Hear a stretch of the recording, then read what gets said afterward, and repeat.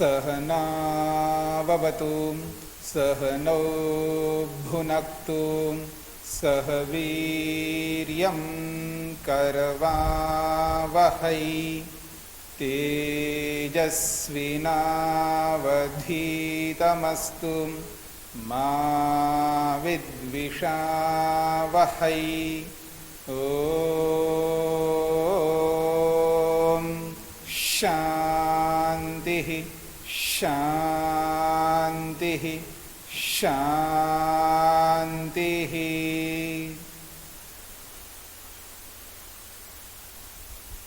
न्याय दर्शन की 131वीं कक्षा है। चौथे अध्याय के द्वितीय आहनिक के 12 सूत्र हमने पूरे किए। प्रसंग चल रहा है अवयव और अवयवी का। प्रश्नकर्ता की ओर से अवयवी की असिद्धि वो करना चाहता है और उत्तरकर्ता कहते हैं कि अवयवी को न मानने पर व्यवहार ही नहीं कर पाओगे। ये स्पष्ट कर दिया, पुनः सिद्ध कर दिया। अब आगे फिर भी अनेक बार क्या होता है, समझाने पर भी फिर वहीं पर वापस पहुंचता है जहां समझने से पहले की स्थिति होती है। किसी को किसी विषय में समझाने पर भी वही स्थिति होती है जो समझाने से पहले जैसा वो था।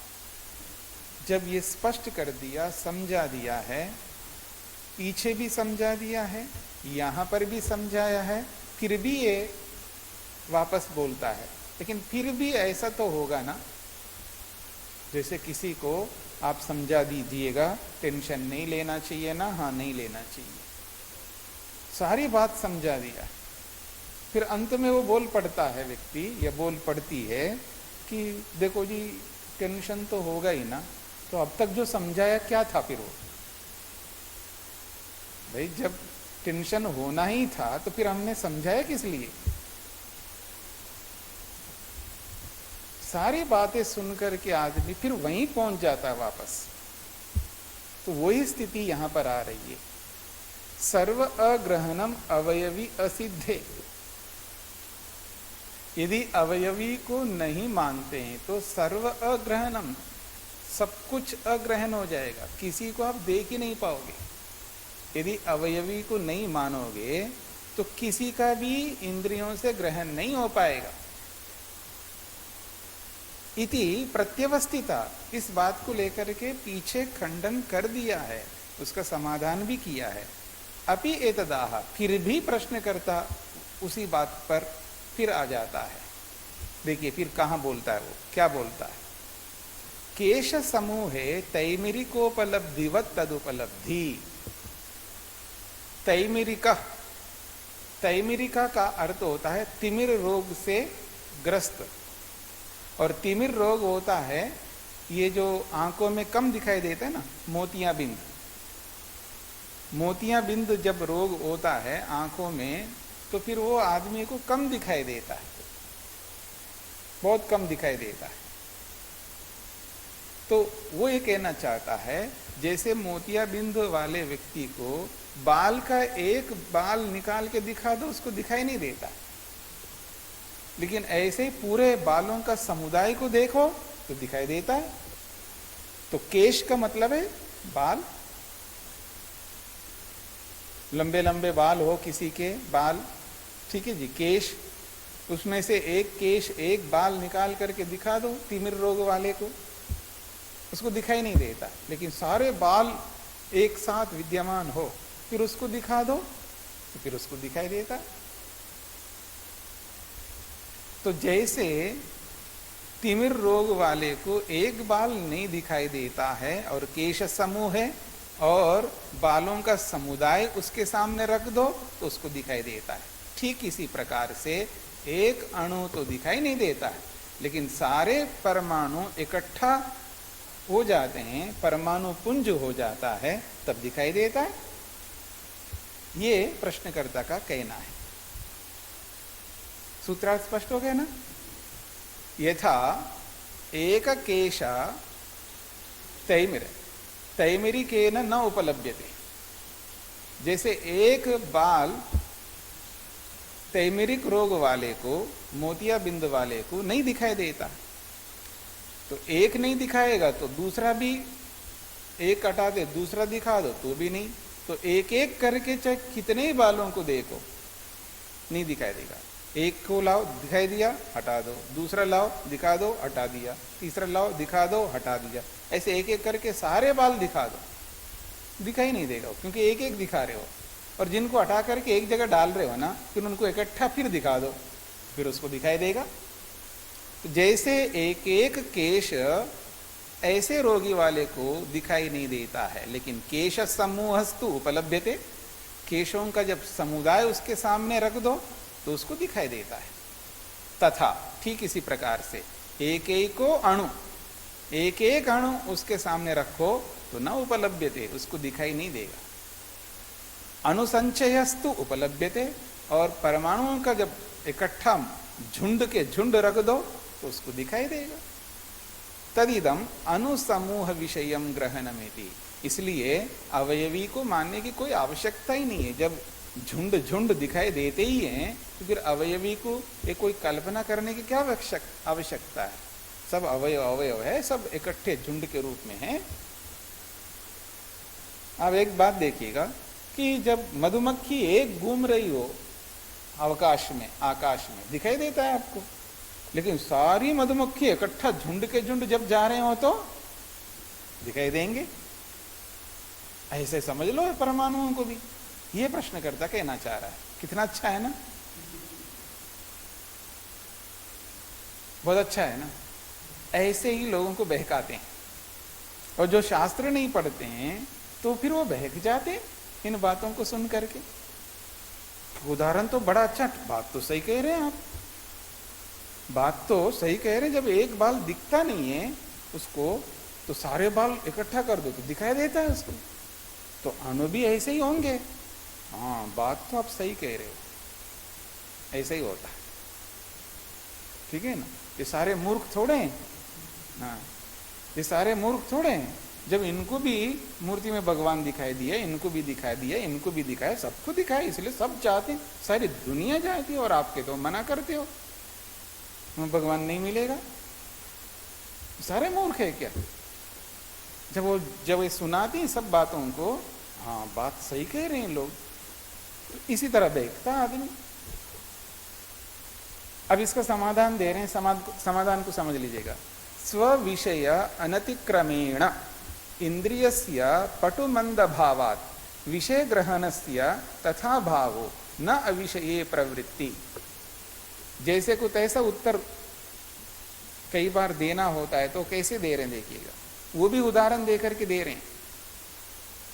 कहा इंद्रियस्य, ये जो इंद्रिय है, ये इंद्रिय को स्विषय, अपने विषय का अनतिक्रमेण बोधो भवति, अपने विषय से हट करके इंद्रिय को बोध नहीं होता, अपने ही विषय का बोध होता है। हर इंद्रिय को अपने अपने विषय का बोध होता है, क्योंकि व्यवस्थितानि इंद्रियाणि, पीछे आपने पढ़ा है ना इंद्रियों के बारे में। इंद्रियां कैसी होती है? व्यवस्थित होती है, अर्थात अपने अपने विषय को ही ग्रहण करती है।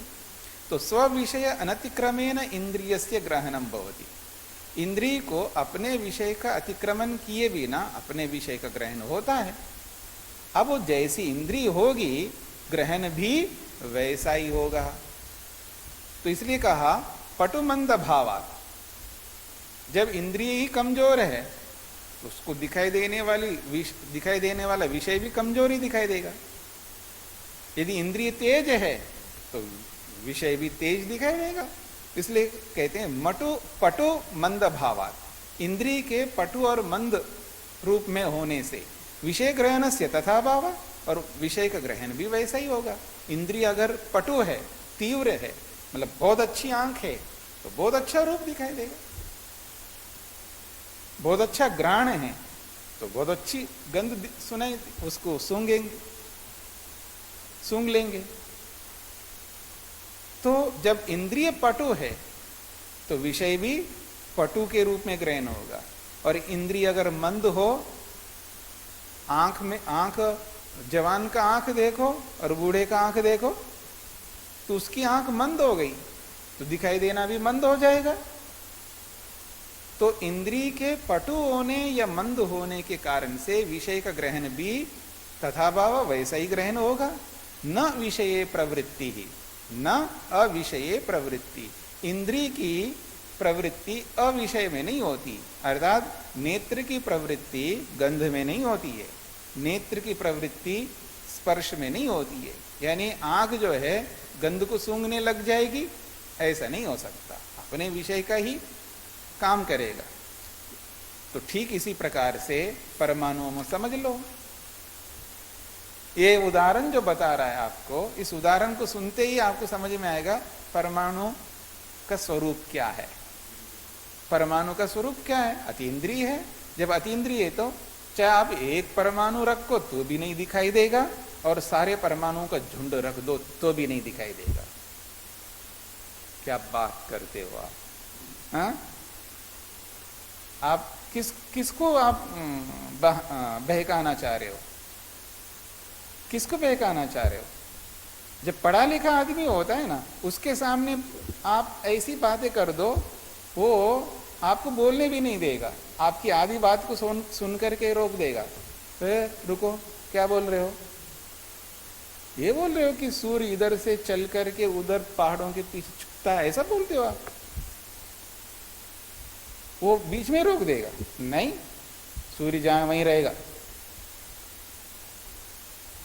सूर्य जहां वहीं रहेगा, क्योंकि उसको पता है वो पढ़ा लिखा आदमी है। और अनपढ़ को आप कैसे भी बहका करके कैसे भी बोलो। और हम रात दिन देखते हैं जी, ये सब बेवकूफ है क्या? वो मतलब ऐसे भी बोल देगा, ये सब मूर्ख है क्या? हम जीवन भर ये देख क्या है, इधर से सूर्य उगता है, चलता जाता है, चलता जाता है, उधर जाकर के फिर छुप जाता है। हम तो यही देखते हैं, मानते रहो जी। और छोटे छोटे बच्चे वो पढ़े लिखे स्कूल जाकर के आते हैं, दादी दादा ऐसा नहीं होता है, सूर्य तो वहीं रहता है। ठीक है ना? अब छोटे छोटे बच्चे ये कह रहे हैं कि सूर्य तो वहीं रहता है, और ये दादा दादी बन करके ये कह रहे हैं कि इधर से निकलता है उधर जाके छुप जाता है। तो ये स्थिति है। विद्या का होना और विद्या का न होना, ये इसका स्वरूप है। तो कह रहे हैं यथा विषय इंद्रियाणाम पटु मंद भावात विषय ग्रहणानाम पटु मंद भावो भवति। यथा विषय इंद्रियाणाम, इंद्रियों का जिस इंद्रिय का जो जो विषय है, वो विषय ठीक से दिखाई दे रहा है या अस्पष्ट दिखाई दे रहा है, तो इंद्रियों के पटु मंद रूप में होने से, इंद्रियाणाम पटु मंद भावात, इंद्रियों के तीव्र और मंद स्वरूप होने से विषय ग्रहणानाम पटु मंद भावो भवति, और उन विषयों का ग्रहण भी पटु और मंद के रूप में ग्रहण होता है, उपलब्धि होती है, अनुभूति होती है। जैसे कि चक्षु खलु प्रकृष्यमानम, यदि मान लो जवान बच्चे का आंख तो प्रकृष्यमानम, बहुत तीव्र होता है, बहुत दूर तक देखता है, समझ रहे हैं आप? जब मैं शिविर लगाने जाता था, कहीं भी ठहराते थे मेरे को, तो ऊपर कहीं भी कई बार बहुत ऊंची बिल्डिंग होती है, और बिल्डिंग भी कई बार क्या होता है, अपार्टमेंट्स भी जैसे होते हैं, तो एक इधर है एक सामने वाला है, सामने वाला अपार्टमेंट है, पास में डिस्टेंस तो होता ही है। मैं अपने रूम से बाहर निकला, उनके जो सामने वाले अपार्टमेंट में टीवी चल रहा है, समझ रहे हैं आप? और मेरे को समझ में आ रहा है क्या चल रहा है वहां पर, इतने दूर से। तब तो जवान था, तब तो अधिक आयु थी, ऐसा तो है ही नहीं, तब तो बहुत कम आयु थी।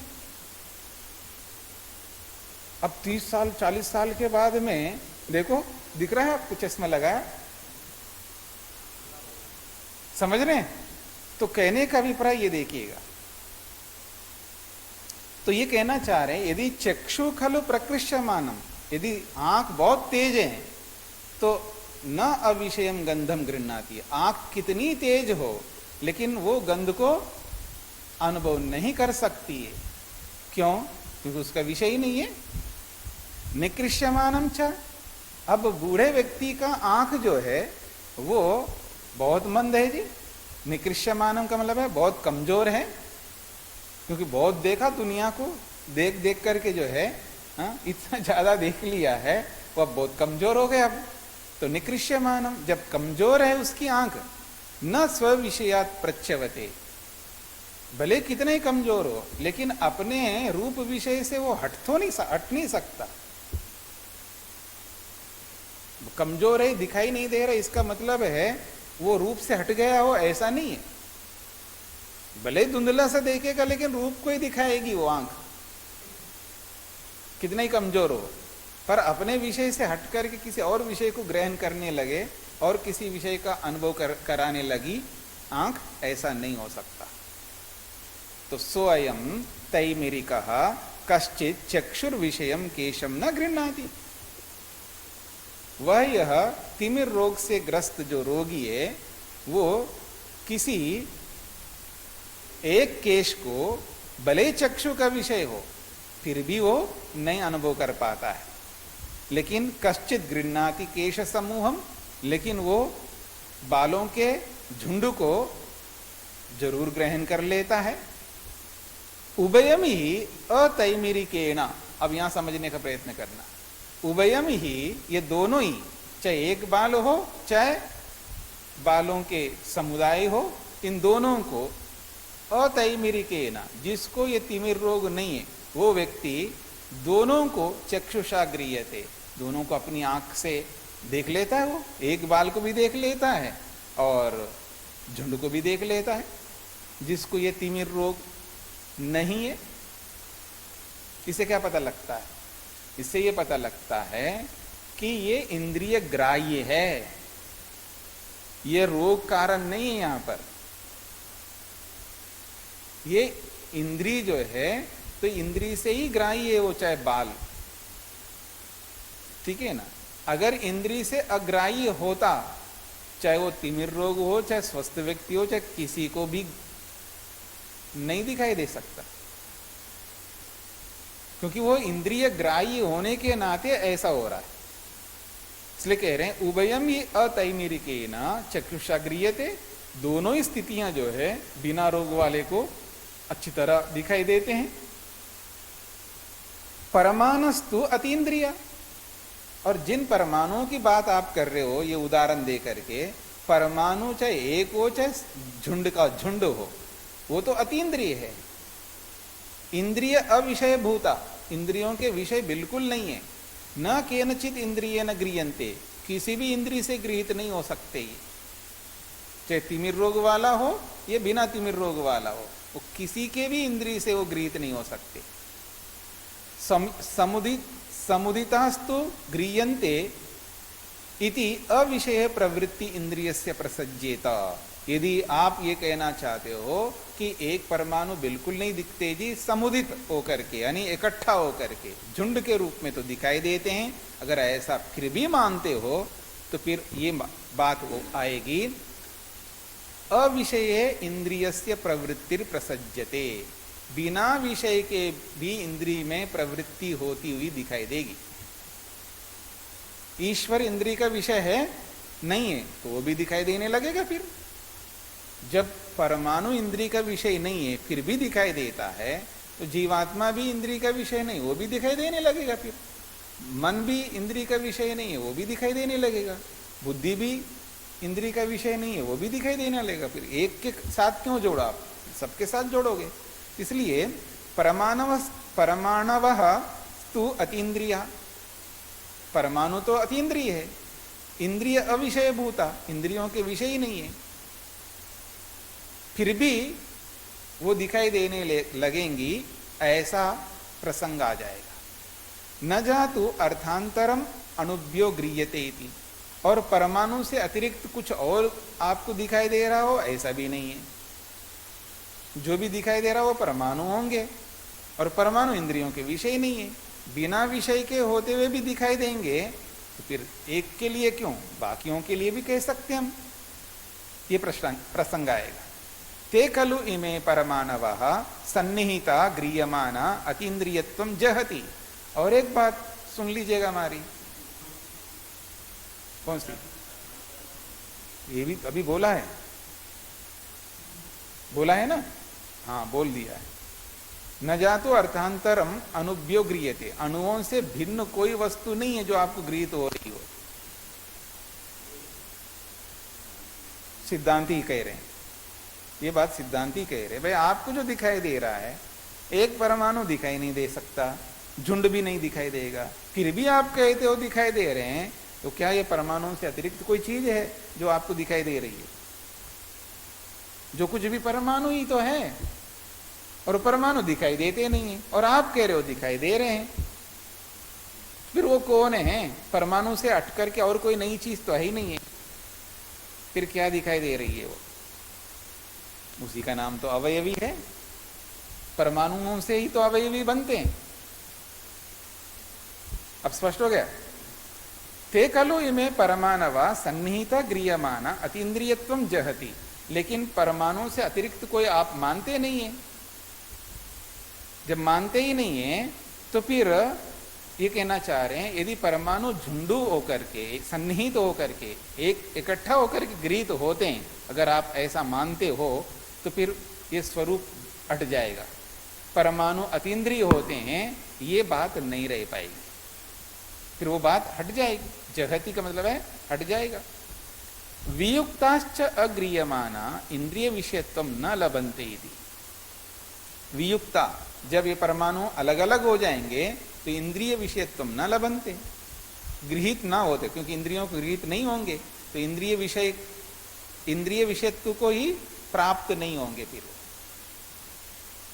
स्वयं द्रव्यांतर अनुत्पत्तौ अति महान व्याघातः, इसलिए वह यह द्रव्यांतर अनुत्पत्तौ, द्रव्यांतर की उत्पत्ति अगर नहीं मानते हो, अर्थात अवयवी, द्रव्यांतर का मतलब है या अवयवी, यदि द्रव्यांतर की उत्पत्ति अगर आप नहीं मानोगे तो अति महान व्याघाता, अत्यंत विरोध आएगा। क्योंकि अवयवी आपके पक्ष में नहीं है और केवल परमाणु है, और परमाणु अतीन्द्रिय है। एक ओर से अतीन्द्रिय भी मान रहे हो, एक ओर से इंद्रिय ग्राह्य भी मान रहे हो, ये अत्यंत विरोध आएगा आपके पक्ष में। इति उपपद्यते द्रव्यांतरम यद ग्रहणस्य विषय इति, इसलिए द्रव्यांतर जो अवयवी है उसकी सिद्धि होती है जो इंद्रिय का विषय बनता है। यहां तक हो गए ना? अब आगे कहते संचय मात्रम विषय इति चेत, फिर भी देखिए आग्रह, सब सुन करके फिर वहीं पहुंचता है बात। सब सुनकर, ये स्वभाव आप अपने अंदर देख सकते हो, वही स्वभाव है आपसे, और ये अलग नहीं है। ये बोलने वाला और आपसे वो अंतर नहीं है, दोनों एक है। सारी बातें सुनकर फिर वही वापस आता है। समझ में है माता जी? बात तो आप सही कह रहे, लेकिन टेंशन तो होगा ना बेटा। अरे इतना सारा सुना दिया, एक बार, दो बार, तीन बार सुना दिया, फिर वापस वहीं आ जाते। फिर भी देखो ना टेंशन, पर होना ही था, फिर समाधान क्यों मांगा आपने, और इतने बार समाधान क्यों सुना आपने? आप देख सकते हैं व्यापक रूप से सब जगह व्यापक रूप से, चाहे वो टेंशन हो, चाहे वो राग हो, चाहे वो मोह हो, चाहे वो द्वेष हो। हाँ जी, द्वेष नहीं करना, गुस्सा नहीं करना चाहिए, बात तो आप सही कह रहे हैं, लेकिन गुस्सा तो आएगा ना। अरे भले आदमी, मतलब सारी बातें सुन करके फिर वहीं वापस आ जाते हैं। फिर इसलिए हमें ना चाहते हुए बोलना पड़ता है। क्या? ये तो जो कुत्ता होता है ना, उसका जो पूंछ होता है, उसको आप कितना ही सीधा करो, कितना ही सीधा करो। एक सिरपीरा आदमी ने क्या सोचा कि नहीं, मैं इसको सीधा करके दिखाऊंगा, तो उसने एक रॉड के अंदर उसके पूंछ को, सीधा राड होता है ना, उसमें डाल करके, और राड जब तक रहा वो सीधा रहा। अब क्या करे, और कोई रास्ता नहीं था उसके पास में, और उसने कई दिनों के बाद जो है हाँ, राड हटा दिया, फिर वापस वैसे टेढ़ी हो गई। तो किसी के स्वभाव को आप कितना ही तरोड़ मरोड़ करके खींचतान करो, फिर वापस वहीं पहुंच जाएगा वो। ये संस्कार, आप इसको ये मत समझना कि ये तो आत्मा का स्वभाव है इसलिए जाएगा नहीं। ये राग और ये द्वेष, ये मोह जो है, ये जाएंगे नहीं। ऐसे उल्टी पट्टी में नहीं चले जाना, उल्टे रास्ते में नहीं जाना। ये संस्कार करवा रहे हैं। राग के इतने संस्कार हमने बनाया, मोह के इतने संस्कार बनाया है, ठीक है ना, द्वेष के इतने संस्कार बनाए हैं, वो संस्कार हमको उधर ही धकेलते हैं। ये एक बहुत बड़ा कारण है, संस्कार दुख। और वही संस्कार बार बार हमको उसमें प्रवृत्त करते हैं। आप कितनी अच्छी उपलब्धियां प्राप्त कर लो, आप क्या, मैं क्या, दुनिया का हर कोई व्यक्ति कितनी अच्छी उपलब्धियां प्राप्त कर ले, यदि मन में संस्कार है तो समझ लेना वो कब वो गाड़ी पलट जाएगी किसी को नहीं पता। भरी हुई गाड़ी है और ऐसा चला रहा है जिसमें नियंत्रण नहीं है। चलाने वाले ड्राइवर के हाथों में नियंत्रण नहीं है और गाड़ी भर करके ले जा रहा है और बिना नियंत्रण के चला रहा है। और इतनी स्पीड, क्योंकि आजकल का हमारे सारे रोड्स जो है ना बड़े अच्छे बने हुए हैं, बस खूब तेजी से चला रहे हैं। अब नियंत्रण है नहीं तो कभी ना कभी पलट जाएगी गाड़ी। तो यही स्थिति हमारी है।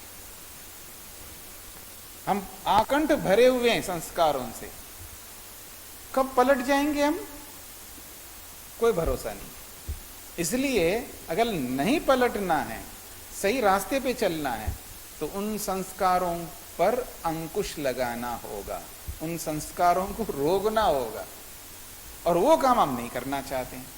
क्यों? हमें बेहद प्यार है उनसे, प्रेम बहुत ज्यादा है अपने संस्कारों से। दुनिया के लोगों से इतना प्रेम नहीं है, पति से, पत्नी से, या इससे उससे कोई इतना प्रेम नहीं करता आदमी, जितना प्रेम अपने उन दोषों से करता है, उन संस्कारों से करता है। इस वजह से ये समस्या आती है, फिर वहीं पहुंच जाता है। तो कहते संचय मात्रम विषय यदि चेत, नहीं जी सब इकट्ठा होकर के तो दिखाई देना ही चाहिए। कहते ना भाई, कितने बार आपको समझाएं जी, ये हो नहीं सकता।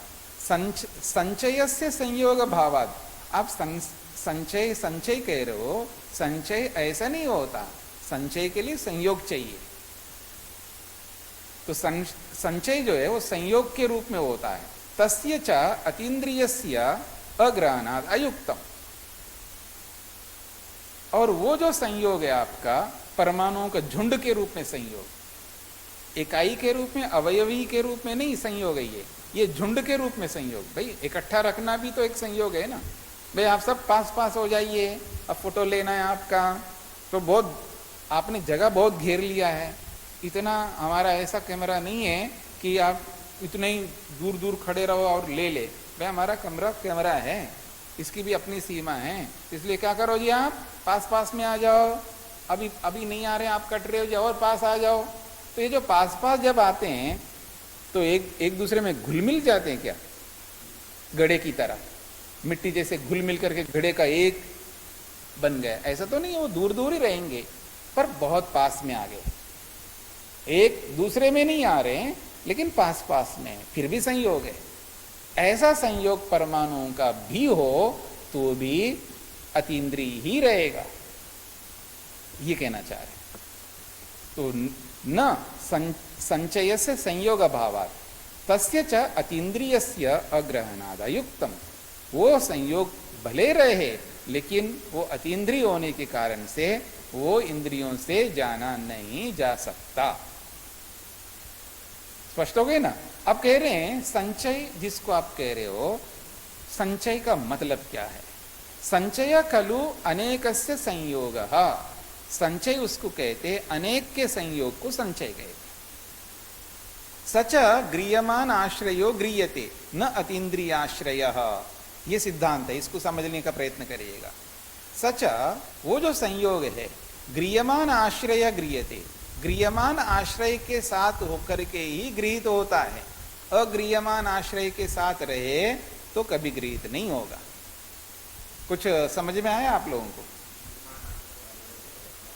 मतलब जो गृह्यमान का मतलब जो नेत्रेंद्रिय से दिखाई देता हो, जो वस्तु नेत्रेंद्रिय से दिखाई देती हो, और उन्हीं वस्तुओं का जब संयोग होता है तो उनका संयोग भी दिखाई देता है। ये इसका अभिप्राय है। गृह्यमान आश्रय गृह्यते, तो गृह्यमान का मतलब जो दिखाई देने वाली वस्तु है, जो आंख से दिखाई देगी, तो ऐसी वस्तु का संयोग भी आंख से दिखाई देगी। ये इसका अभिप्राय है।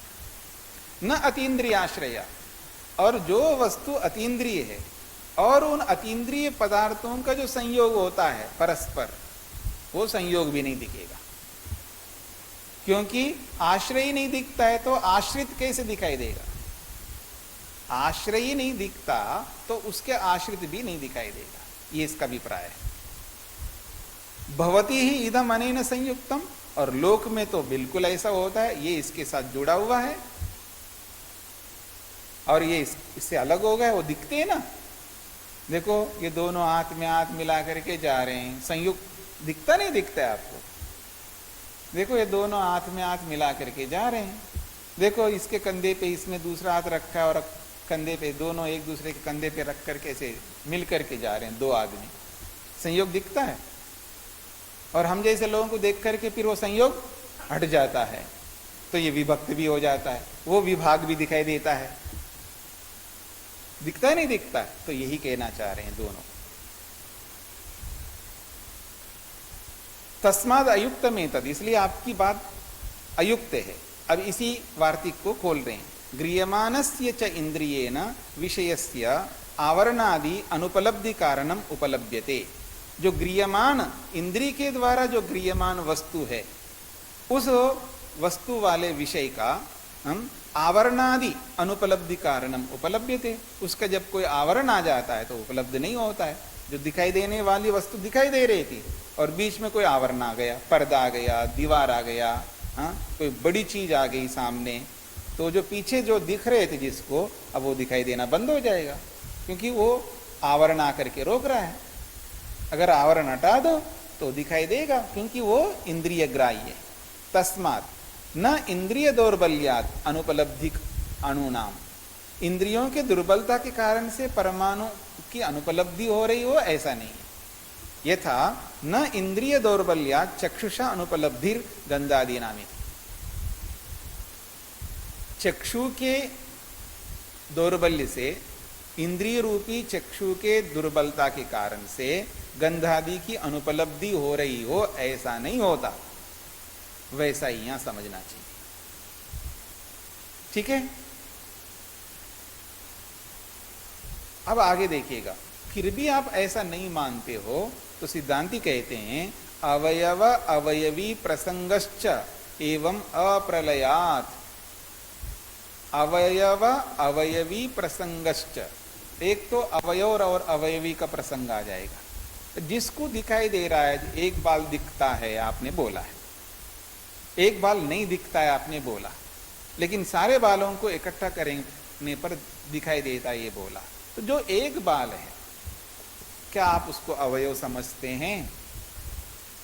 क्या वो अवयव है? और सारे एक एक बालों को मिलकर के फिर वो समुदाय के रूप में दिखाई देता है। तो जिसको आप अवयव कह रहे हो वो अवयव भी नहीं है, उसमें भी अवयव है। फिर हम जब उसको अलग करेंगे उसके भी अवयव हो जाएंगे। पकड़ में नहीं आ रहा है? समझ में आया? क्या समझ में आया?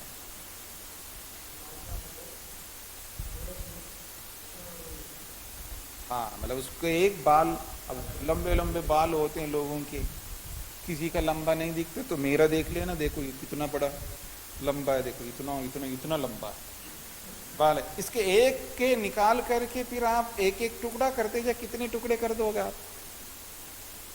एक बाल के छोटे छोटे टुकड़े करते जाइए आप, कितने टुकड़े हो जाएंगे उसके? होंगे नहीं होंगे? तो फिर ये जो जिसको आप एक बाल अवयव बोल रहे, तो ये अवयव है, ये हमारी भाषा में अवयवी है। बोलो क्या है? वो तो अवयव ही है हमारी भाषा में, फिर उसके भी अवयव हो जाएंगे। फिर जिस अवयव को आप देखते हो उसके अवयव के भी अवयव। अब इस पूरे बड़े लंबे बाल के एक छोटा सा टुकड़ा काटो, वो भी दिखता है, वो दिखता है तो वो भी अवयवी है। फिर उसके टुकड़े करते जाओ। तो ऐसे करते करते करते अप्रलयात्, जब तक प्रलय नहीं होगा ना तब तक ऐसे करते जाओगे आप। तो ऐसा करेंगे तो फिर कोई दिखाई नहीं देगा आपको, तो वस्तु का ही अभाव होने लगेगा। तो अवयव अवयवी प्रसंगश्च, अवयव में भी अवयवी का प्रसंग आएगा। जिसको आप अवयव कह रहे हो वो भी अवयवी हमारे दृष्टिकोण से। तो अवयव में भी अवयवी का प्रसंग होने से एवं अप्रलयात्, प्रलय तक पहुंच जाएंगे, फिर सब अभाव हो जाएंगे एक प्रकार से, ऐसा सिद्धांति कहना चाह रहे हैं। आइए, या खलु अवयविनो अवयवेशु वृत्ति प्रतिषेधात् अभावः। जो कोई व्यक्ति, जो प्रश्नकर्ता अवयविनः, अवयवी के, अवयवेशु, अवयवों में, वृत्ति, व्यापार, उसकी उपलब्धि का प्रतिषेधात्, प्रतिषेध करता है, अर्थात अवयवी की वृत्ति, अवयवी का व्यवहार नहीं होता, ऐसा करके प्रतिषेध करता है, इसलिए अभाव, अवयवी का अभाव मानता है। तो सोऽयम् अवयवस्य अवयवेषु प्रसज्यमानः, जब अवयवस्य अवयवेषु, जिस एक अवयव आप कह रहे हो उस अवयव के भी अवयव होते हैं, जैसा भी बताया था मैंने, उस एक अवयव के भी अवयव होते, तो फिर अवयव के अवयव करते करते इस प्रसज्यमान, इस प्रसंग को सर्व प्रलयाय व कल्प्येत, संपूर्ण प्रलय तक ले जाएंगे, अथवा निरवयद व परमाणुतो निवर्तेता, या निरवय होने पर परमाणु की स्थिति जब आ जाएगी तब ये टुकड़े करना रुक जाएगा। या तो ये टुकड़े करते करते प्रलय तक पहुंच जाओगे, प्रलय भी हो जाएगा, कुछ नहीं बचा तो सब कुछ अभाव हो जाएगा, अथवा आप इसको टुकड़े करते करते करते ऐसी स्थिति में जाओगे जहां फिर उस टुकड़े का टुकड़े नहीं कर सकते, वो परमाणु हो जाएगा, फिर वहां आप रुक जाओगे, उसके आगे आप टुकड़ा कर ही नहीं सकते। ये दोनों बन सकते हैं, उभयता, चाहे आप उस रूप में मानो, ये परमाणु पर आकर के रुक जाना मानो, उभयता च उपलब्धि विषय से अभाव, उपलब्धि विषय का अभाव ही रहेगा, क्योंकि सब अतीन्द्रिय ही। तद अभावात उपलब्धि अभाव, उसके अभाव होने से फिर वस्तुओं की उपलब्धि का भी अभाव हो जाएगा। जब दोनों अभाव हो जाएंगे तो सर्वाभाव, सब कुछ अभाव रूप आ जाएगा। फिर उपलब्धि आश्रयश्च अयं वृत्ति प्रतिषेध, उपलब्धि आश्रयश्च अयं, लेकिन ये जो अवयवी है वो उपलब्धि का आश्रय है, जो भी अवयव है उपलब्धि का है, उस वृत्ति का प्रतिषेध आप कर रहे हो, उसका आप खंडन कर रहे हो, तो स आश्रयम व्याघ्नन, उस आश्रय का खंडन करता हुआ आत्मघाताय कल्पते, अपने ही पांव पर कुलाड़ा मार लेगा, फिर तो सर्वाभाव सिद्ध हो जाएगा। ये बात स्पष्ट हो गई आप लोगों को, समझ में आ गया? जिनको नहीं समझ में आया वो पूछ सकते हैं। हाँ जी, शरीर क्या, प्रलय बोल रहे हैं तो अब शरीर कहां से आ गया? सब कुछ उसी में आ गए ना। हर वस्तु के टुकड़े हो जाएंगे, जिस टुकड़े को अवयव मांगते हैं वो अवयव नहीं है, वो भी अवयवी है, तो फिर उसके भी हम टुकड़े करेंगे, तो करते करते करते करते करते ऐसी स्थिति में पहुंच जाएंगे, प्रलय हो जाएगा, कुछ दिखाई नहीं देगा। आपने उपलब्धि तो होती नहीं है परमाणु की, ठीक है ना, और आपके पक्ष में अवयवी नहीं है, अवयवी की उपलब्धि नहीं है, अवयवों की उपलब्धि नहीं है, तो क्या होगा? सर्वाभाव हो जाएगा, या तो ये स्थिति में पहुंच जाएंगे आप, ये कहना चाह रहे हैं, सब कुछ अभाव।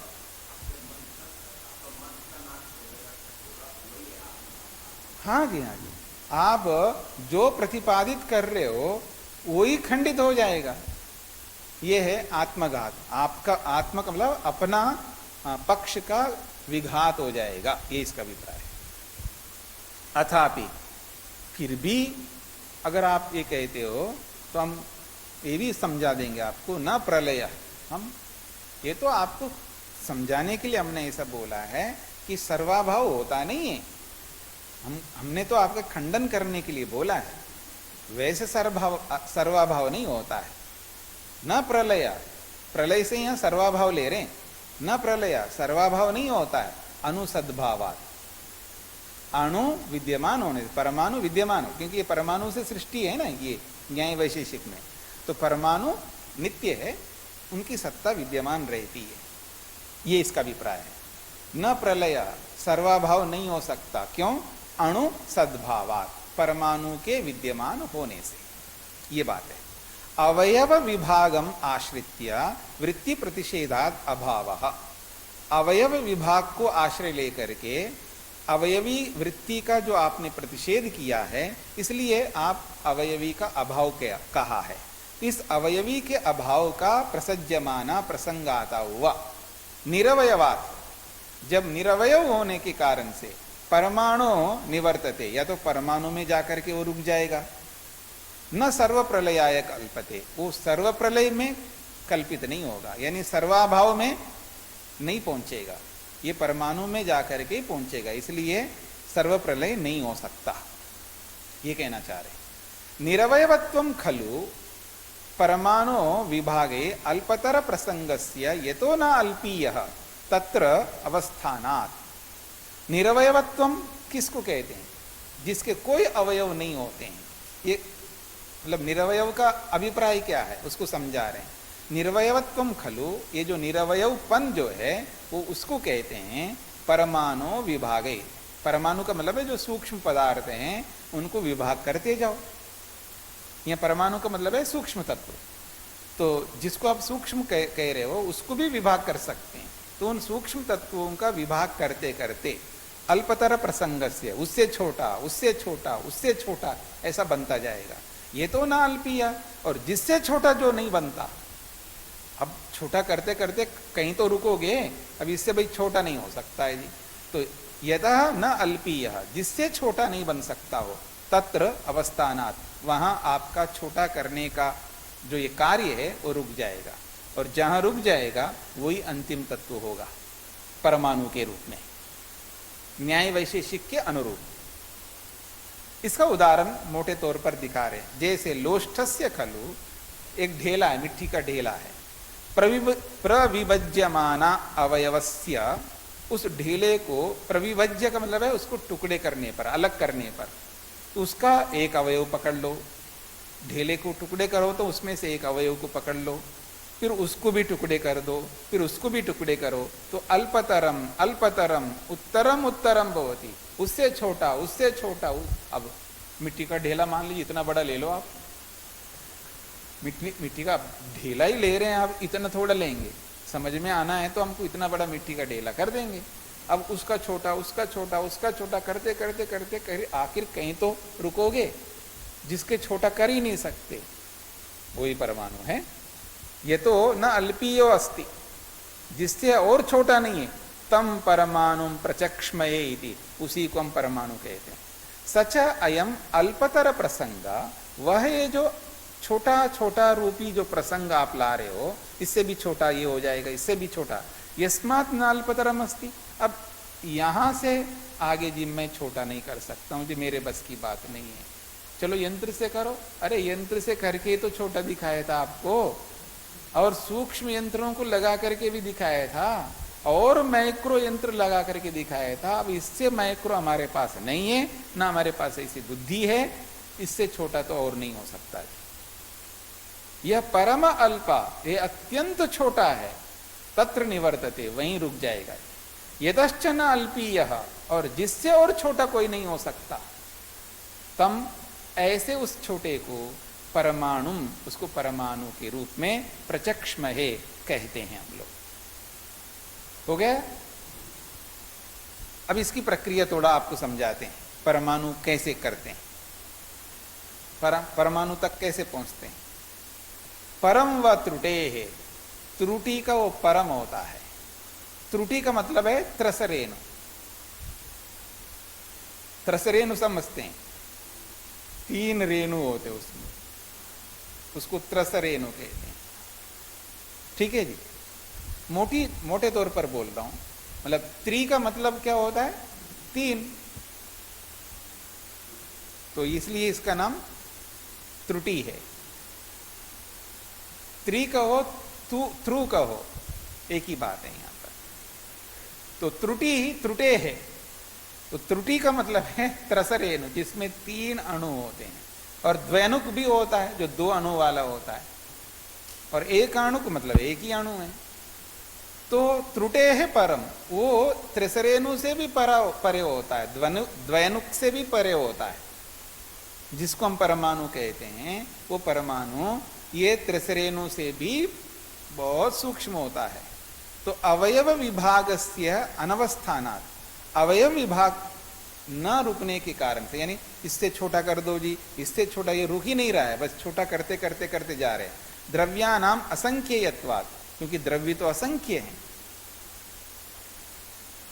हाँ, आप क्या समझते हैं? द्रव्य जो है बहुत है, मतलब एक में आप क्या समझते हैं? आपको दिख रहा है तो ये सेव है, एक ही तो है। अरे इसमें तो असंख्य हैं द्रव्य। हाँ, अरे इन्होंने तो एक ही बादाम दिया है, और वो भी गुरबंदी बादाम दिया, वो एक ही, इतनी छोटा सा है। अरे वो छोटा सा नहीं, उसमें बहुत असंख्य द्रव्य हैं जो आप गिन नहीं सकते। इतना आपके पास में सामर्थ्य नहीं है। हाँ, असंख्य का मतलब है, एक मोटे तौर पर बोला, बहुत कुछ है उसमें, बहुत ज्यादा है, आप नहीं गिन सकते, इस अर्थ में असंख्य बोल रहा हूं मैं। उसके टुकड़े करके करके करके करके परमाणु तक पहुंचने तक कितने द्रव्य हो जाएंगे? हाँ, असंख्य सा हो जाएंगे, आप यूं कह सकते हैं। तो इसलिए द्रव्यानाम असंख्यत्वा, द्रव्यों के बहुत अधिक होने से, असंख्य होने से, वैसे भी त्रुटित्व निवृत्ति, जब त्रसरेणु तक पहुंच जाते हैं तब रुक जाते हैं हम लोग। वहीं तक ही तोड़ने का हमारा काम है, उसके बाद में फिर हम तोड़ नहीं सकते। उससे परे परमाणु होता है। अब आप सोच लो, भाई कुछ तोड़ने का काम हमारा है और कुछ तोड़ने का काम भगवान का है। भगवान के काम हम हाथ में नहीं ले सकते, जैसे भगवान हमारे काम को अपने हाथ में नहीं लेता। कभी सुना है ऐसा आपने? नहीं सुना तो सुन लो। देखिएगा, दुनिया के लोगों को ये समझने की चेष्टा करना चाहिए, भगवान के कामों को मनुष्य नहीं किया करते। अगर भगवान के काम मनुष्य करने लग जाए, फिर भगवान किस लिए? मतलब जो सृष्टिकर्ता जिसको आप कहते हो, इस पूरे ब्रह्मांड को जिसने बनाया है, जिसको भगवान आप कह रहे हो, भगवान का मतलब ऐसे इधर उधर घूमने वाले भगवान नहीं कह रहा हूं मैं। भगवान का अभिप्राय यहां पर सृष्टिकर्ता, इस पूरे यूनिवर्स को, इस पूरी दुनिया को जिसने बनाया, वो, उसको मैं भगवान बोल रहा हूं, उसको सृष्टिकर्ता बोल रहा हूं, उसको मैं क्रिएटर बोल रहा हूं।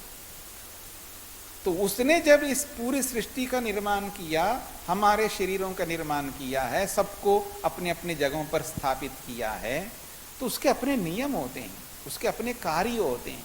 उनके कार्यों को हम करने लग जाए, समझने का प्रयत्न करिए। भगवान के, सृष्टिकर्ता के कामों को क्या मनुष्य कर सकते हैं?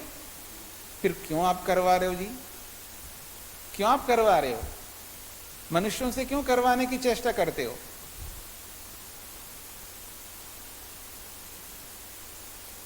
हम लोग क्या करते हैं? मनुष्यों से करवाने की चेष्टा करते हैं भगवान के कार्यों को। ऐसा ठीक नहीं है। और एक बात,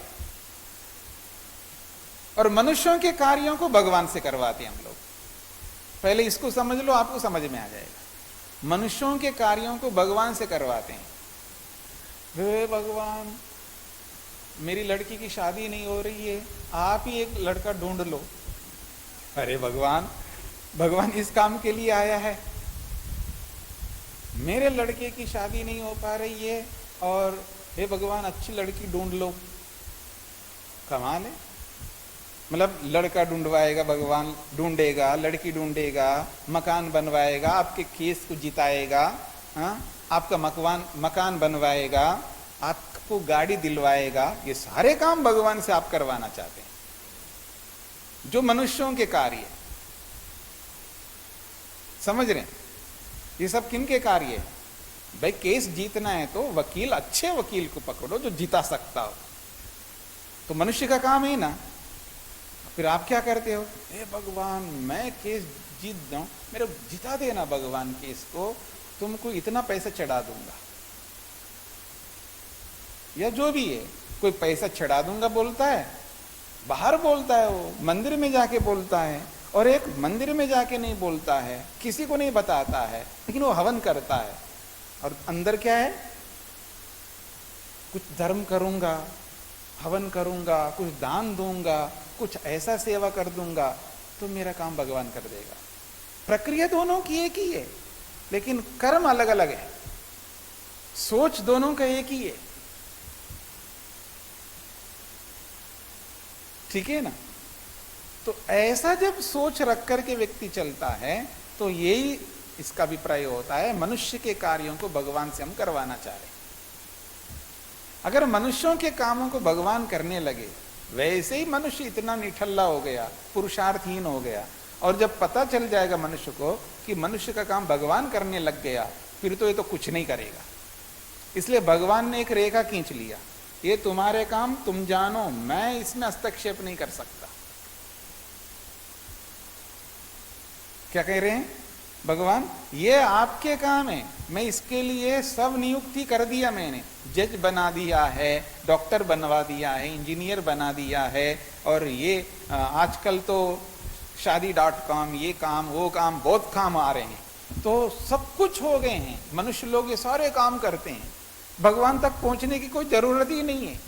आपको ढूंढना है, आपकी बुद्धि ठीक से काम करे कि मैं ऐसे डॉक्टर को पकड़ूं, हे भगवान ये जो मेरी अंदर की बुद्धि है, ये अब आदमी पता नहीं ठीक करे ना करे, लेकिन आपका विषय है मेरी बुद्धि सही चलती रहे, मेरी बुद्धि सही चलती रहे, और मेरा मन ठीक काम करता रहे, मेरी इंद्रियां ठीक काम करती रहे, मेरा शरीर ठीक से काम करता रहे, मेरा सांस ठीक से चलता रहे, ये काम तो भगवान आपका है।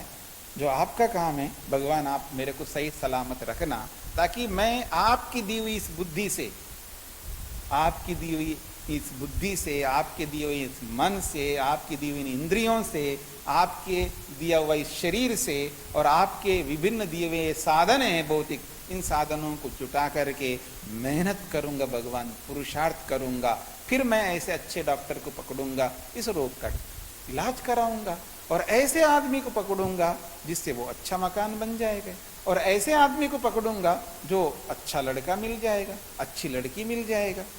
तो आप आदमियों को ढूंढो ना, जो आदमी करने वाले काम है ये सब, उनको ना करके आप पता नहीं कहां कहां जा रहे हो भगवान के गोद में। ये भगवान के काम नहीं है, आदमियों के काम है, क्योंकि ये सारे काम आदमी करते हुए नजर आते हैं।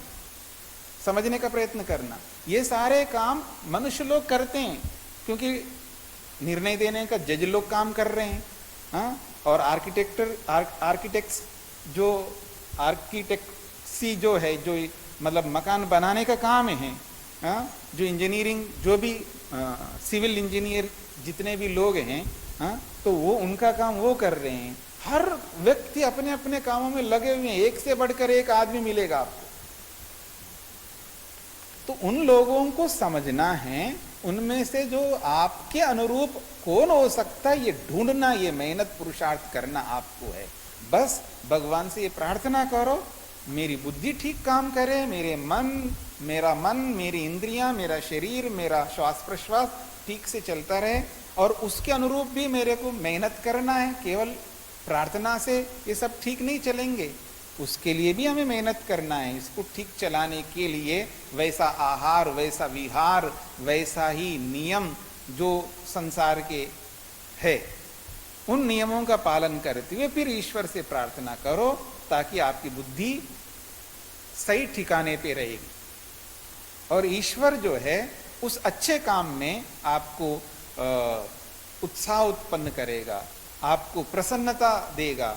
हाँ, आप ठीक काम कर रहे हो, तो उस उत्साह से, उस प्रसन्नता से और आपकी बुद्धि अच्छी काम करने लगेगी।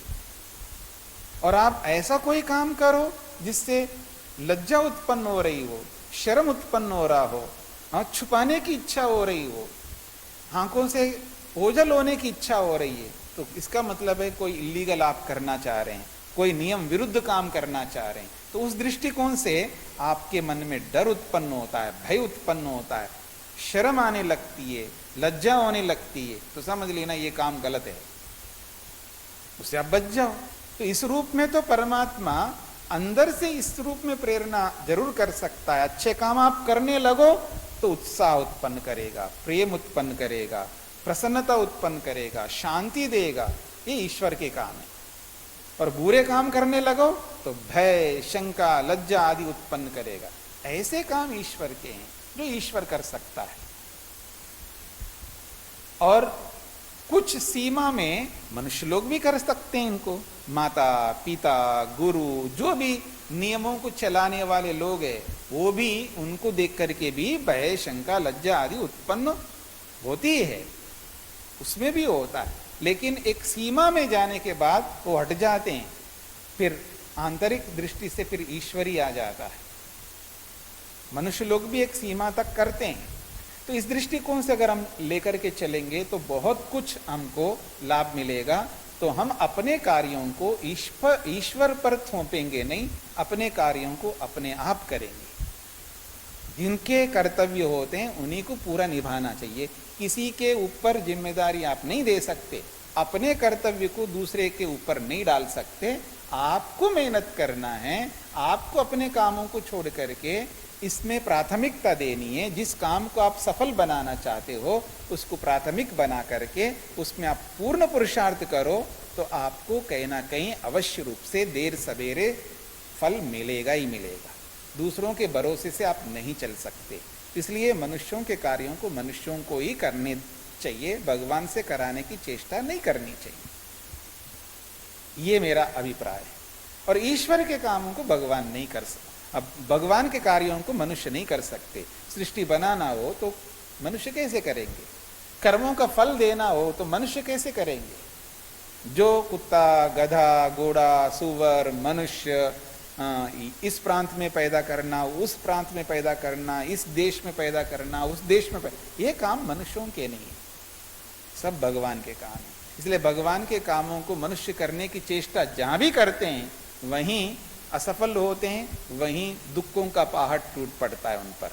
और उस एक आदमी के कारण से पूरी दुनिया के ऊपर भी दुखों का पहाड़ टूट पड़ सकता है। एक आदमी के कारण से हजारों लाखों लोगों को, करोड़ों लोगों को नुकसान हो सकता है। इसलिए मनुष्यों को ये ध्यान रखना चाहिए, ईश्वर के कार्यों को अपने आप में लेने की चेष्टा नहीं करनी चाहिए। उससे अव्यवस्था होगी और दुख बढ़ेगा। इसलिए मनुष्य के काम मनुष्यों को करना चाहिए, ईश्वर के काम को ईश्वर पर छोड़ देना चाहिए। ये वास्तविकता है। तो आइए, इसलिए न प्रलयो अनुसद्भावात, ये बात कही है। परम व त्रुटे, इससे आगे और टूट नहीं सकता, उसको यहां पर बोला है। सबसे परम, सबसे अंतिम, जिसके आगे और तोड़ नहीं सकते, वही परमाणु कहलाता है। ठीक है, आगे अब नया प्रसंग थोड़ा सा प्रारंभ किया जा रहा है। अथ इदानीम अनुपलंभिका सर्वम नास्तीति मन्यमाना आह। अथ इदानीम, अब अनुपलंबिका, अनुपलंबिका का मतलब है खंडन करने वाला, जिसका और कोई काम नहीं होता है, बस खंडन करता रहता है। सर्वम नास्तीति मन्यमाना, कुछ भी नहीं है, कोई सत्तात्मक वस्तु नहीं होती है। सर्वम नास्ति, कुछ भी नहीं है, इति मन्यमाना, ऐसा मानता हुआ अपना पक्ष रखता है। आह, कहता है क्या? आकाश व्यतिभेदा तदनुपत्ति ही। वो कहता है आकाश व्यतिभेदात, आकाश के व्याप्त होने के कारण से, तद अनुपत्ति, परमाणु निरवय, परमाणु के निरवयत्व की सिद्धि नहीं होती है। क्योंकि बोला है ना, अब परमाणु जहां जाकर के जिसको तोड़ा नहीं जा सकता, जिसके टुकड़े नहीं हो सकते, तो इसका मतलब क्या हो गया? निरवय हो गया हो। अब अवयव उसके अंदर नहीं, वो अंतिम वस्तु है, वो निरवय रहता है, उसी को परमाणु कहते हैं। तो अब प्रश्नकर्ता कहता है आकाश व्यतिभेदात, आकाश तो सर्वत्र व्याप्त है, तो परमाणु में भी व्याप्त है। और जिसमें व्याप्त आकाश हो रहा हो उसके अंदर व्याप्त तभी हो सकता है ना, उसके अंदर जाता है तभी तो व्याप्त है, उसके बाहर भी है उसके अंदर भी है। तो जहां अंदर बाहर है तो उसको फिर निरवयव कैसे कह सकते हैं? तो सावयव होना चाहिए। वो ये कहना चाहता है निरवयव का मतलब है उसमें आकाश नहीं रह सकता। आकाश को तो सर्वव्यापक बोला है, जब सर्वव्यापक है तो सब जगह रहेगा, जो सब जगह रहे तो परमाणु में भी आकाश रहेगा, परमाणु में रहेगा तो कहां रहेगा? अंदर रहेगा, बाहर भी रहेगा। तो अंदर बाहर का प्रयोग जहां होता है वो निरवयव कैसे होगा? इसलिए तद अनुपत्ति, उस परमाणु के निरवयवत्व की सिद्धि नहीं हो सकती। क्यों? आकाश के व्यापक होने से।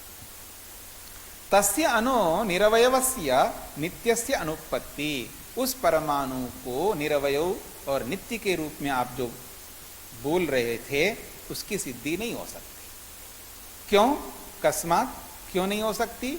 आकाश व्यतिभेदात्, क्योंकि उस अणु में भी आकाश व्याप्त होने से। अब ये जो व्यतिभेद है, एक व्यतिभेद क्या चीज है? तो मैंने व्याप्त होने से बोला, इस व्याप्त का अभिप्राय क्या है? व्यतिभेद का अभिप्राय क्या?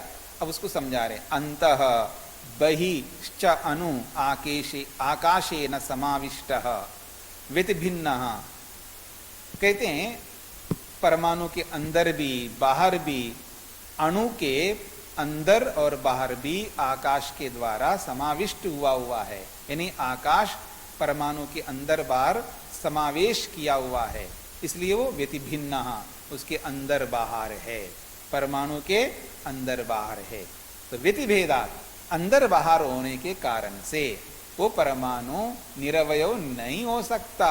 फिर क्या होगा? सावयवा, वो सावयव बन जाएगा, क्योंकि सावयव में ही अंदर बाहर का व्यवहार होता है। सावयत्वाद अनित्य इति, इसलिए परमाणु सावयव होने से वो अनित्य है, ऐसा वो प्रश्नकर्ता ने अपने पक्ष को प्रस्तुत किया है। ये बात स्पष्ट हो गई ना? वा अथवा, या तो आप ये मान लो आकाश असर्वगतत्वम, या तो आप ये मान लीजिएगा यदि परमाणु को फिर भी निरवयव आप कहना चाहते हैं तो फिर आपको ये मानना होगा कि आकाश सर्वगत नहीं है, सर्वव्यापक नहीं है, ऐसा मानना पड़ेगा। ये भी प्रश्नकर्ता का सूत्र है। अथ एतद न इष्यते, यदि ये आपको इष्ट नहीं है कि परमाणु के अंदर बाहर आकाश का होना इष्ट नहीं है, तो परमाणु अंतर नास्ति आकाशम, परमाणु के अंदर आकाश नहीं है, यदि आपको ये इष्ट नहीं है तो असर्वगतत्वम प्रसज्यते, आकाश असर्वव्यापक सिद्ध होने लगेगा। तो दोनों ओर से घेरना चाहता है प्रश्नकर्ता। उभयतो रज्जुपाशः, दोनों ओर से बांधना चाहता है। रस्सी को उधर से भी पकड़ के रखा है, इधर से भी पकड़ के रखा, और बीच में रिंग डालो। अब ना उधर से निकलेगा ना इधर से निकलेगा, ना उधर से निकालने दे रहा है, वो पकड़ के रखा है, वो कैसे निकलेगा? और इधर से निकलना चाहे तो इधर से भी नहीं निकलेगा वो, क्योंकि इधर से भी पकड़ के रखा है। अब उसी में लटके रहना होगा आपको। अब आप चुंगुल में फंस गए, चंगुल में चुंगुल में जो भी आप बोलते हैं, ठीक है जी। तो आप फंसे हुए हैं आप हमारे हाथ में, अब कहीं नहीं जा सकते। ये प्रश्नकर्ता उसको बांध के रख दिया। फंसना का मतलब है बांधना, उसको बांध के रख दिया उसने। अब इसका समाधान 20वें सूत्र में सिद्धांती दे रहे हैं, इसको समझ लीजिएगा। अंतः बहिश्च कार्यद्रव्यस्य कारणांतर वचनात् अकार्ये तदभावः। समझने का प्रयत्न करिएगा। ये कहता है अंतः बहि च, अंदर और बाहर, ये सब कार्य द्रव्यों के व्यवहार है। कारणांतर अवचनात्, कारणांतर जो इनके कारणों में, कार्यों के जो कारणों में अवचनात् व्यवहार ना होने से, अकार्ये तदभावा, जो कार्य वस्तु नहीं है उसके अंदर बाहर का व्यवहार नहीं होता है। स्पष्ट हो रहा है जी? फिर समझने का प्रयत्न करिए, देखिएगा। जो सावयव वस्तु है, यानी जिसको आप कार्य बोलते हैं, कार्य में अवयव होते हैं, ठीक है ना। अब सावयव कार्य द्रव्य में ही अंदर बाहर का व्यवहार होता है। जैसे आप चना समझते हैं ना, बिल्कुल समझते हैं क्योंकि खाते हैं आप। तो चना, एक चना सूखा सूखा लगता है क्योंकि सूख गया, इसलिए सूखा सूखा लगता है। उसको पानी में डालते हैं आप, रात को पानी में डालते हैं और सुबह देखते तो फूल जाता है, क्योंकि चने के अंदर पानी गया। क्यों गया जी? क्योंकि उसमें अवकाश है, स्थान है, उसके अंदर जगह है, खाली है, इसलिए पानी चला गया। तो चने के अंदर पानी गया, चने के बाहर भी पानी है। जैसे रसगुल्ला, रसगुल्ले के अंदर रस है और रसगुल्ले के बाहर भी रस है। ठीक इसी प्रकार ये बात कह रहे हैं, कार्य द्रव्य के अंदर ही अंदर बाहर का व्यवहार होता है। जो कारण द्रव्य होते हैं, अर्थात जो कार्य होते ही नहीं किसी भी स्थिति में, परमाणु कार्य नहीं है। न्याय वैशेषिक के मत के अनुसार परमाणु कार्य नहीं है, तो अंतिम वस्तु है, तो उसके अंदर परमाणु में अंदर बाहर का व्यवहार नहीं हो सकता। तो जहां अंदर बाहर का व्यवहार नहीं होता है, वहां जबरन आप अंदर बाहर का व्यवहार क्यों करवाना चाहते हो हमसे? स्पष्ट हो गया ना। तो अंतरिति पिहितम कारणांतरै कारणम उच्यते। अब थोड़ा समझने का प्रयत्न करिएगा। अब देखिए मैंने बोला चना है। अब चना में बहुत सारे कारण जुड़े हुए हैं। चना तो एक कार्य द्रव्य है और उसके कारण बहुत हैं। तो जब आगे के कारण पीछे वाले कारणों को ढकते हैं, समझ रहे हैं आप लोग? नहीं समझ रहे? भाई चने में एक अवयव है क्या? बहुत सारे अवयव है।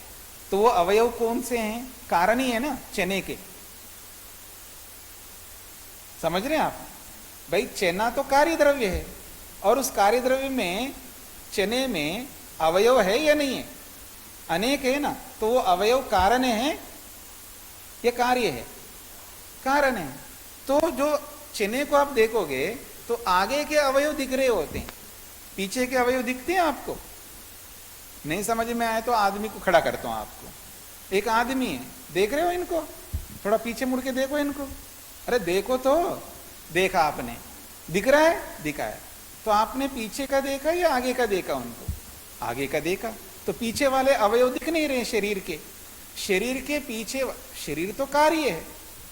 अब शरीर कार्य है तो शरीर रूपी कार्य के पीछे के अवयव दिख नहीं रहे। पीठ को देखा आपने? नहीं देखा।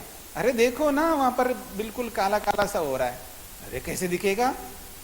पीछे जाएंगे दिखेंगे। तो जब पीछे जाके दिखेंगे तो चेहरा दिखेगा आपको? नहीं दिखेगा, क्योंकि आगे के अवयव आगे हैं, पीछे के अवयव पीछे हैं, बाएं के अवयव बाएं हैं, दाएं के अवयव दाएं, ऐसा। तो जब सामने वाले अवयव पीछे वाले अवयवों को रोक रखे हैं, तो सामने वाले अवयव पीछे वाले अवयवों को ढक लिया उन्होंने। इसलिए अंदर के अवयव दिखते नहीं। जैसे शरीर के अंदर अवयव है या नहीं है? कहीं लीवर है, कहीं किडनी है, ठीक है ना, कहीं पेनक्रियाज है, कहीं हृदय है, कहीं आंतें हैं, ठीक है ना, वो दिखते नहीं है। क्यों? आगे के अवयव रोके रखे हैं अंदर के अवयवों को। तो इसलिए कह रहे हैं अंतः, अंदर किसको कहते हैं? जब भी आप अंदर बोलते हो, उस अंदर को समझा रहे, इसको समझ लेना। अंत इति कारणांतरै कारणम पिहितम। कुछ कारण, कुछ कारणों को रोके रखे हैं। जो रुके हुए कारण है उसी को अंतः कहते हैं। स्पष्ट हो गए ना? बहि इति, बाहर का मतलब क्या है? व्यवधायकम। बहि इति च व्यवधायकम अव्यवहितम। बहि का मतलब है जो व्यवधायक है, जो रोकने वाला है, उसने रोका नहीं है। तो वो बाहर हो जाएगा।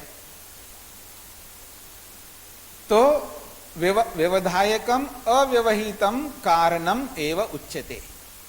तो व्यवधायकम अव्यवहितम कारणम एव उच्यते, जो बाहर का अवयव है, अब उस बाहर के अवयव को किसी ने रोका नहीं है, तो वो कैसा कारण है? वो बाहर का अवयव अव्यवहित कारण है, इसलिए उस अव्यवहित कारणों को बहि कहते हैं और व्यवहित कारणों को अंतः कहते हैं। तो ये अंदर बाहर उसको कहते हैं, व्यवहित कारणों को अंतः कहते हैं, अव्यवहित कारणों को बहि कहते हैं।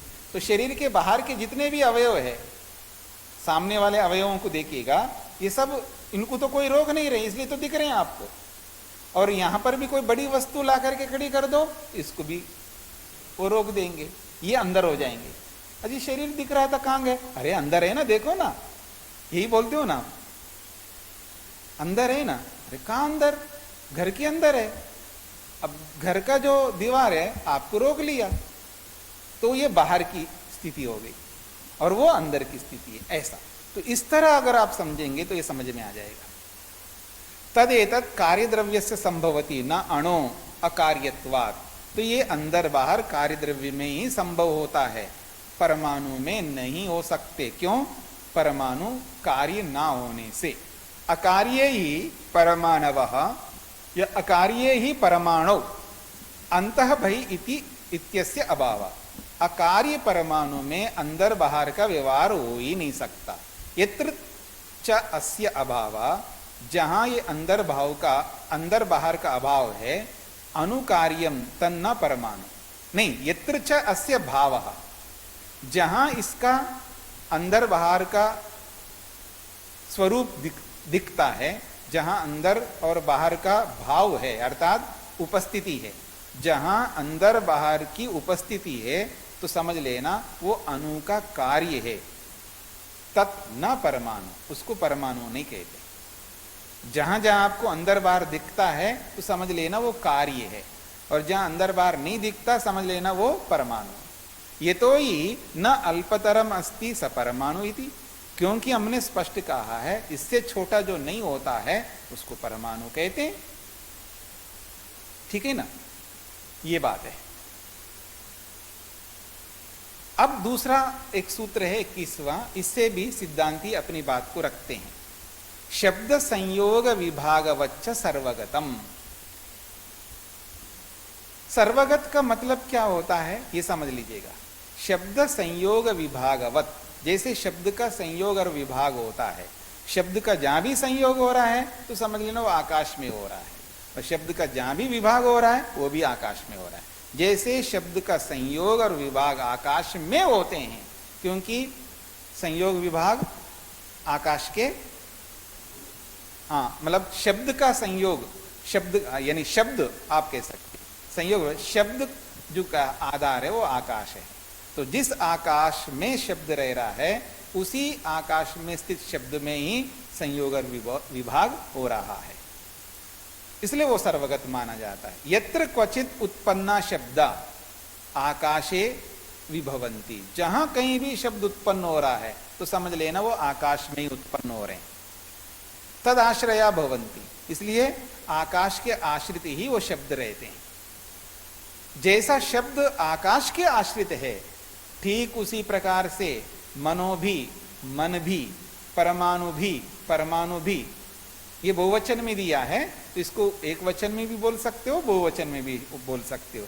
जितने भी मन, जितने भी परमाणु, तत्कार्यश्च, और जितने भी उनके कार्य, मतलब इन परमाणुओं से बने हुए जितने भी कार्य, इन सब का संयोग आकाशे विभवंती, इन सब का संयोग आकाश में ही होते हैं। न असंयुक्तम आकाशे न किंचित मूर्त द्रव्यम उपलभ्यते। फिर एक सिद्धांत स्पष्ट किया है, आकाश से बिना संयुक्त, यानी आकाश के बिना कोई भी मूर्त द्रव्य नहीं रह सकता। तस्मात् न असर्वगतमिति, इसलिए आकाश को आप असर्वगत बोल रहे थे, ऐसा नहीं है, आकाश सर्वगत ही है, क्योंकि समस्त कार्य पदार्थ, समस्त मूर्त द्रव्य आकाश में ही रहते हैं। चाहे वो परमाणु हो, चाहे वो इंद्रियां हो, चाहे वो मन हो, चाहे वो शरीर हो, सब कुछ आकाश में रहते हैं। इसलिए आकाश के सर्वगतत्व में कोई समस्या नहीं होती है। इस बात को और अच्छा आप समझेंगे अगले सूत्र से, लेकिन अगले सूत्र को हम अगले दिन करते हैं। ओम शांति शांति शांति।